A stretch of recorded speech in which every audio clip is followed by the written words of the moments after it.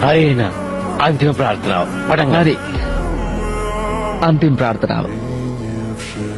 භූතය මම නැති හරි පොඩක් ඉන්නකෝ මම ප්‍රාර්ථනා කරනවා තුන්වෙනි අවසාන වරය මම ප්‍රාර්ථනා කරනවා ඔයා නිදහස් වෙන්න ඕනේ කියලා මොකක්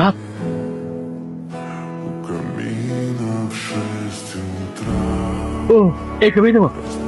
ඕ ඒක වෙනවා